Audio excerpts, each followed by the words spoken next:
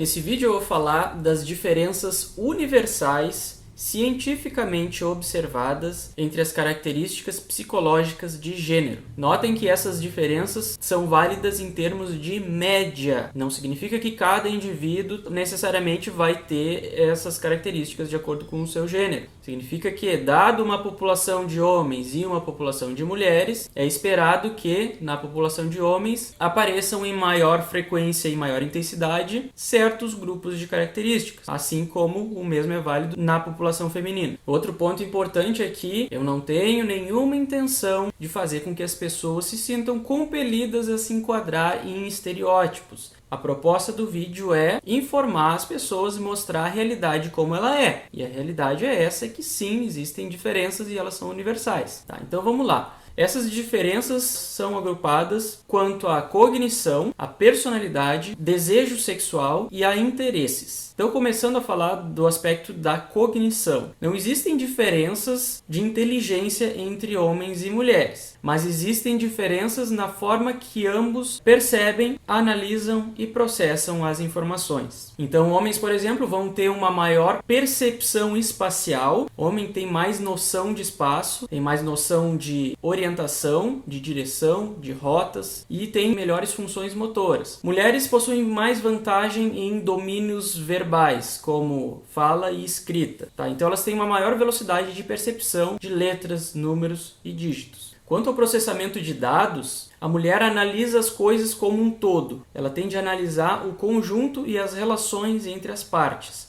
Ela foca nisso, enquanto o homem tende a ser mais seletivo na análise das partes. Então ele separa as coisas, enquanto a mulher junta as coisas. Ele separa e foca nas partes em si. A análise é voltada mais a nível individual, enquanto na mulher é a nível global. Mulheres têm mais perceptividade. Elas são capazes de entender mais coisas com uma quantidade menor de informações. No que diz respeito à elaboração de explicações para aquilo que está se tentando entender, a mulher tende a analisar o contexto ao redor do objeto de estudo em questão. Ela prioriza informações mais distantes daquilo que está sendo observado. Ela tenta explicar as coisas de uma maneira mais indireta, analisando o contexto, enquanto homens são o contrário. Ao tentar se entender um objeto, eles tendem a focar no objeto. Então eles propõem explicações mais diretas, analisam informações mais próximas do objeto e eles preferem priorizar informações mais aparentes, informações mais óbvias, informações mais certas, mais sólidas para explicar aquilo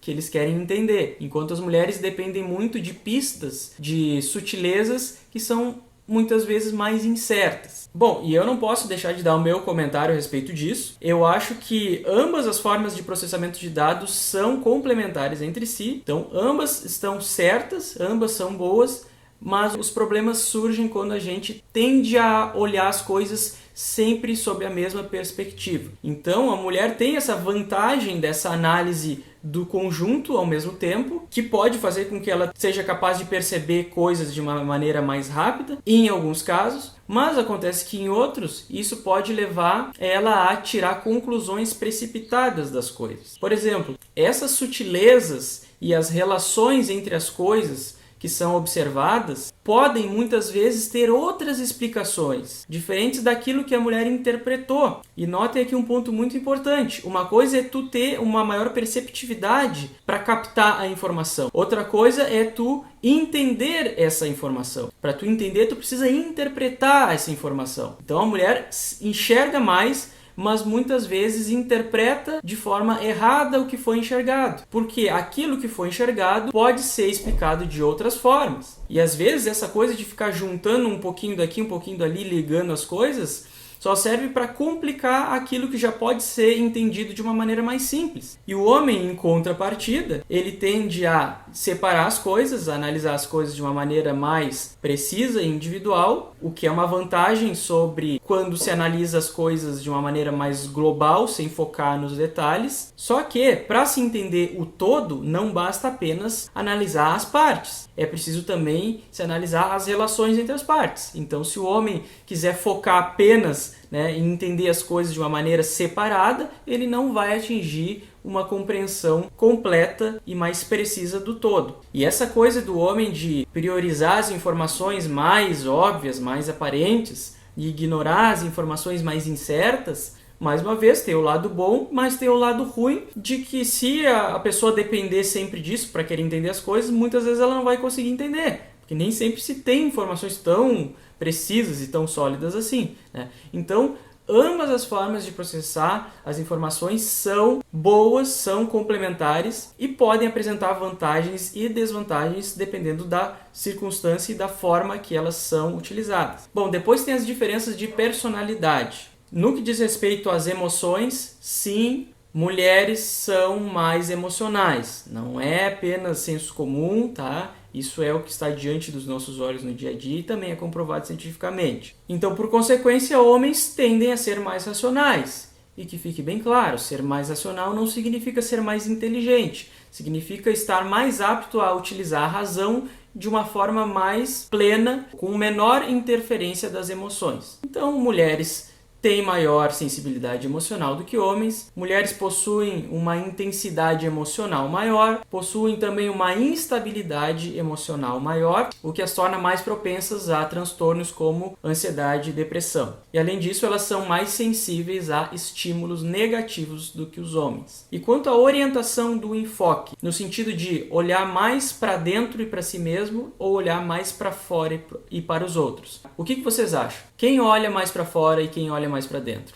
O fato é que homens são mais orientados a si mesmos e mulheres são mais orientadas aos outros. Então, homens olham mais para dentro e mulheres olham mais para fora. E isso é algo bem abstrato e fundamental que explica muita coisa. E está relacionado com o que eu já falei antes sobre as diferenças cognitivas, né? A mulher é mais macro e o homem é mais micro. Então, os homens eles tendem a ter menos empatia, natural, né? Estão olhando mais para dentro. E por terem uma menor sensibilidade emocional, isso os torna mais propensos a cometerem atos egoístas e imorais. E aqui eu não estou passando a mão na cabecinha, dizendo, coitadinhos deles, eles não têm culpa. Não, não é absolutamente nada disso. É apenas uma propensão a mais. Tá? É claro que qualquer pessoa vai ter o poder de controlar as suas ações. Então, mulheres têm mais empatia, têm mais compaixão, mais ternura. Por consequência de tudo isso e do que eu já falei antes sobre as diferenças cognitivas, têm uma maior perceptividade das emoções alheias. Mulheres são mais sociais e têm mais facilidade de fazer amigos. Homens são mais introvertidos, mulheres são mais extrovertidas. Homens são menos sensíveis às sugestões e influências do meio e, portanto, eles são mais constantes através dos meios. Então, o homem tende a ser mais rígido e mais estável diante das mais diversas influências, enquanto a mulher é o oposto.